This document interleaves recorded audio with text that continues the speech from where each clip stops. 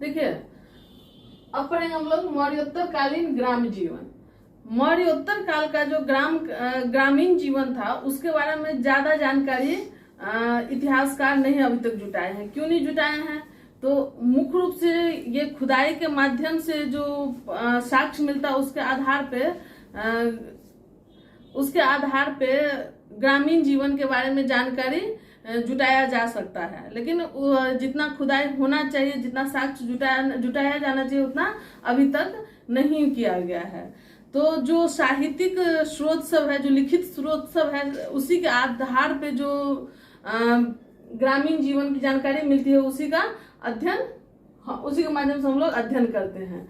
तो इसके माध्यम से जो जानकारी है तो उसमें राजनीतिक जानकारी और प्रशासनिक जानकारी, इसी सब तरह का जानकारी ग्रामीण जीवन के बारे में हम लोग को प्राप्त होता है। तो मौर्योत्तर काल का जो सभी गांव था वो एक प्रकार का जीवन नहीं था, एक प्रकार का वस्तु स्थिति उस सभी गांव में नहीं था। कारण क्या था? तो कहीं जलवायु का प्रभाव था, तो कहीं अर्थ उपार्जन का व्यवस्था था। इन सब कारणों से आपस में भिन्नता थी लोगों के बीच में, गांव के संस्कृति में भिन्नता थी। उसी चीज को हम लोग इसमें देखेंगे।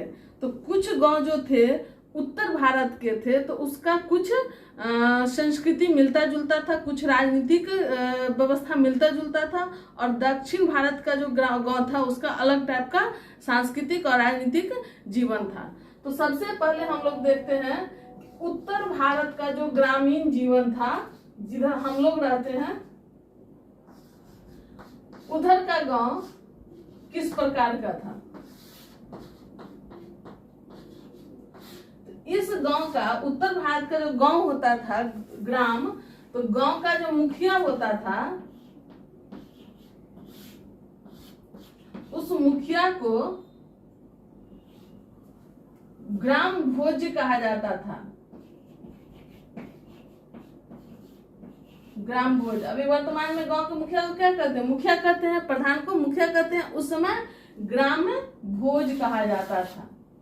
और ये गांव में सबसे अधिक जमींदार वाले व्यक्ति होते थे, और इनके पास न्याय करने का क्षमता, ताकत भी होता था। इनके पास पुलिस का जो ताकत है वो भी रहता था। तो ओवरऑल ये सभी प्रकार का प्रशासनिक काम, न्यायिक काम और राजस्व का काम, सभी प्रकार का काम इन्हीं की जिम्मेदारी में होता था। तो ये ऑल इन ऑल बहुत पावरफुल हो जाते थे मौर्योत्तर काल में। तो गांव के मुखिया को बहुत ज्यादा उस समय में पावर था। अब देखिए, जो छोटे स्तर का किसान होते थे, जिसके पास कम जमीन होता था लेकिन वो अपने ही जमीन में खेती करके गुजर बसर करता था, उस किसान को मौर्योत्तर काल में गृहपति कहते थे।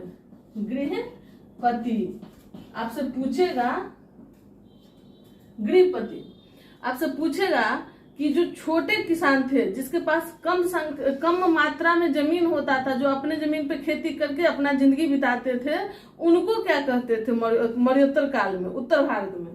तो वो गृहपति कहलाते थे। और जिसके पास जमीन नहीं होता था, जो दूसरे के जमीन पे काम करता था, या वो दूसरे के यहाँ बंधुआ मजदूरी करता था, तो उसको कहा जाता था दास या गुलाम कहा जाता था। दास या गुलाम। ये कौन होते थे? ये लोग जिनके पास भूमि नहीं होते थे, ये लोग भूमिहीन होते थे, इसीलिए इनको जो दूसरे के यहाँ काम करते थे तो दास या गुलाम के नाम से जाने जाते थे। अब हम लोग आते हैं दक्षिण भारत की स्थिति को जानते हैं। अब हम लोग देखते हैं दक्षिण भारत का गांव। यहाँ पे जो बड़े भूभाग वाले जो मालिक होते थे, जमींदार होते थे, उनको बड़े जमींदार,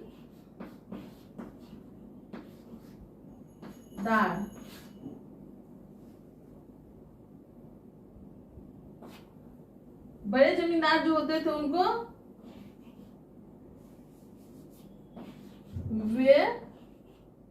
वे लाल कहते थे।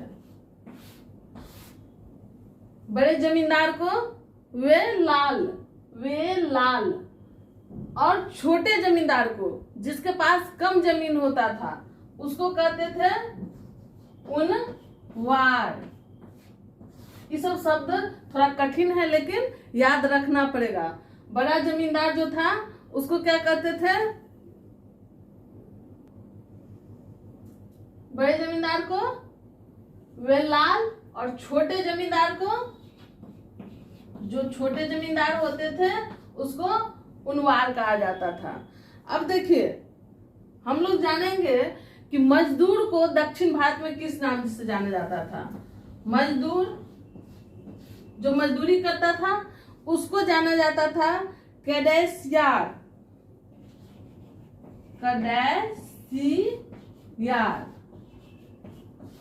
दक्षिण भारत में मजदूर को कैडेसियार के नाम से जानते थे। और जो दास होते थे, दास, उनको किस नाम से जानते थे? तो दास को आदिमय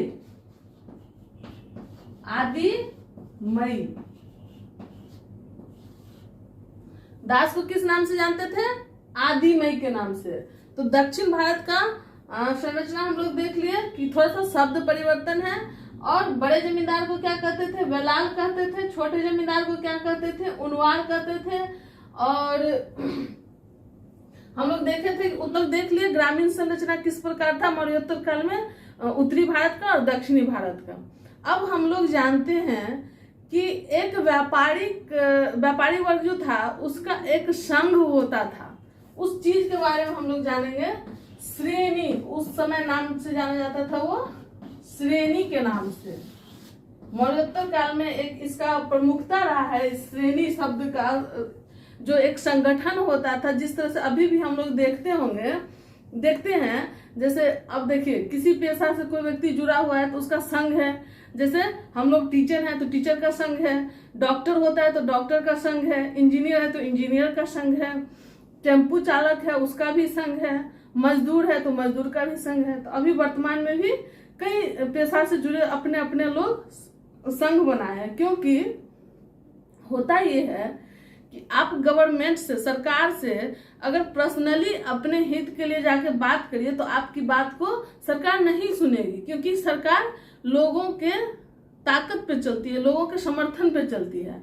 तो अगर समूह एक साथ मिलकर के, अगर किसी खास हित से जुड़ा हुआ व्यक्ति एक साथ मिलकर सरकार से वार्तालाप करे तो फिर उसके बात को ध्यान दिया जाता है। तो उस समय इसी प्रकार से संघ बना करके जो व्यापारिक वर्ग, शिल्पकार वर्ग और कई प्रकार के पेशा से जुड़ा हुआ व्यक्ति अपना अपना संघ बनाता था और अपने हित का काम करता था और राजा से अपने हित को मनवाने की बात करता था। उसी संघ को श्रेणी के नाम से उस समय जाना गया है। अब ये श्रेणी क्या क्या काम करता था? तो अपने संबंधित संघ के व्यक्ति को वो प्रशिक्षण देने का काम करता था।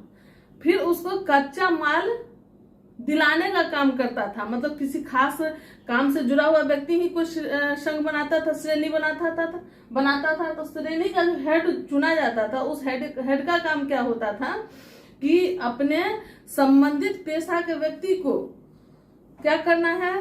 तो पेशा से संबंधित प्रशिक्षण देना है, उसको ट्रेंड करना है। ट्रेनिंग, प्रशिक्षण मतलब ट्रेनिंग देना है। फिर उसको उस ट्रेनिंग के बाद या ट्रेनिंग जो कर चुका है जो व्यक्ति, उसको क्या करना है? तो कोई काम का जो प्रशिक्षण लिया है उसके लिए उसको कच्चा माल मुहैया कराना है, कच्चा सामान। और रॉ मटेरियल के बाद वो निर्माण जो कर लेगा, वस्तु बना लेगा जिसके लिए उसको प्रशिक्षित किया गया है, तो फिर उसका बिक्री का व्यवस्था करवाता था, मार्केट उसको उपलब्ध कराता था। तो श्रेणी इतना काम करता था अपने सदस्य के लिए। तो स्वाभाविक है उसमें बॉन्डिंग बहुत ज्यादा रहेगा, नेता की उसमें प्रमुखता रहेगी उस श्रेणी में।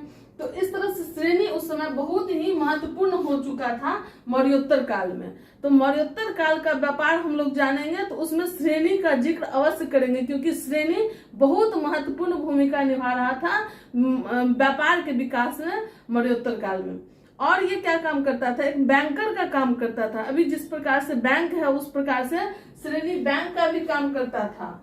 और बैंक में जो पैसा रखता था उसको उस पैसा का शेयर देता था, परसेंटेज जो मुनाफा होता था उसमें से, तो लाभांश का वितरण उसके परसेंटेज के आधार पर पैसा रखने वाला को, जमा करने वाले को देता था। और जो लाभ प्राप्त करता था ये बैंक श्रेणी, जो बैंक का काम करता था, उस लाभ से वो मंदिर में दान करता था, राजा को दान करता था, प्लस अपने श्रेणी के विकास के लिए अन्य प्रकार का कार्य भी करता था, समाज के हित के लिए भी कुछ कुछ काम करता था। एक बड़े बैंकर के जैसा भी ये श्रेणी काम करता था। चलिए, तो हम लोग सारा टॉपिक देख लिए कि ग्रामीण व्यवस्था किस प्रकार था, उस समय का व्यापारिक व्यवस्था किस प्रकार था मौर्योत्तर काल का।